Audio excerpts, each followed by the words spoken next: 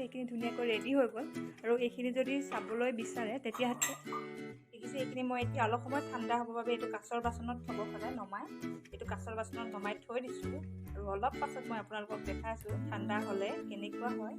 বহুতে ইয়াত food colour use কৰিব পাৰে, কিন্তু মই ফুড কালাৰ ইউজ কৰা নাই, একোৱেই ইউজ কৰা নাই, এনেই চিম্পুল। হেল্ল' এভৰিৱান, কি খবৰ আপোনালোকৰ? আশা কৰিছোঁ সকলোৱে ভালে আছে। মই কুকে পুনৰ পৰা আন এটা ভিডিঅ'লৈ সকলোকে স্বাগতম জনাইছোঁ। আজি ছোৱালীৰ স্কুল পৰীক্ষা শেষ আৰু শেষ হ'ল আৰু এতিয়া ভাবিছোঁ ভাত পানী খাই বৈ আজৰি হ'লোঁ। ইফালে গছত বহুত আম লাগিছে, আমাৰ ঘৰতে মানে 5 জোপামান আম আছে।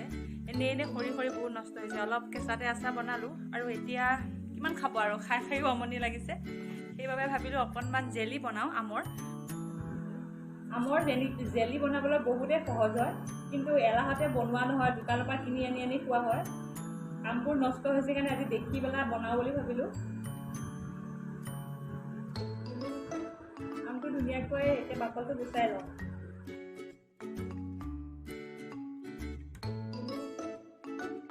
কথা পাতি থাকোঁতে এতিয়া দেখিছে আমখিনি ধুনীয়াকৈ বাকল গুচাই হৈ গ'ল আৰু এতিয়া এইখিনি কাটি মিক্সিত পিচি লওঁ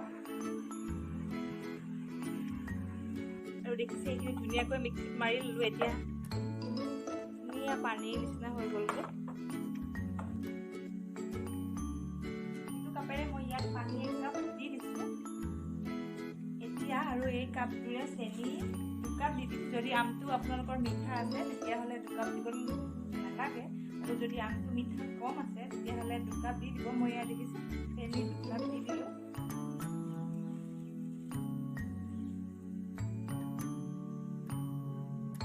নহয় এতিয়া ধুনীয়াকৈ চেনিখিনি মিলাই ল'লোঁ পানীকণৰ লগত আৰু চেনিখিনি ধুনীয়াকৈ মিলি গ'ল।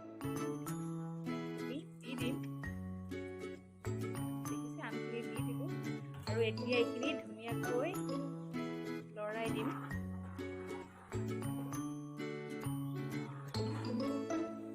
আৰু এইখিনি ধুনীয়াকৈ লৰাই দিব আৰু দেখিছে ন ওপৰত অকণ এনেকৈ ফেন উঠি আহিছে আৰু ফেনখন কাটি পেলাই দিব।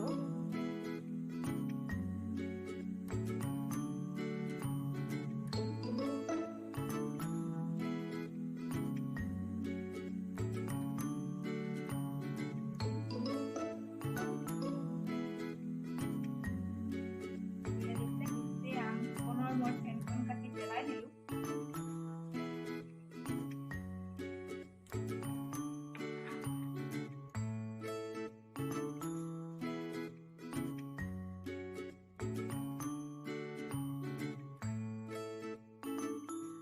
দেখিছে এতিয়া ধুনীয়াকৈ গোটা হৈ আহিছে।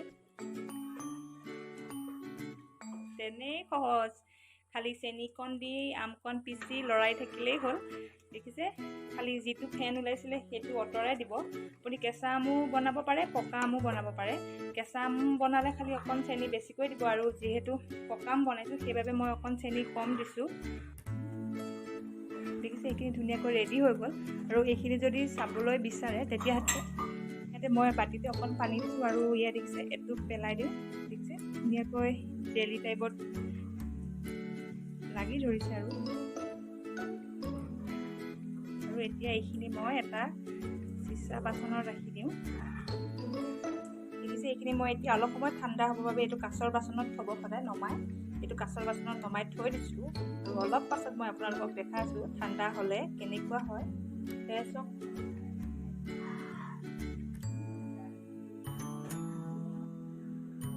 আৰু এয়া চাওক আপোনালোকক মই ধুনীয়াকৈ বেডত লগাই দেখাই দিছোঁ।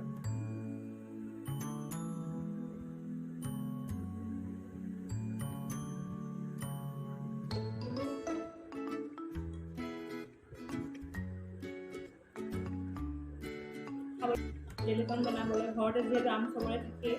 ভিডিঅ'টো শেষ হ'লে চাব, ভাল লাগিলে কমেণ্ট কৰিব, জনাবলৈ নাপাহৰিব। এবাৰ বনাই চাব।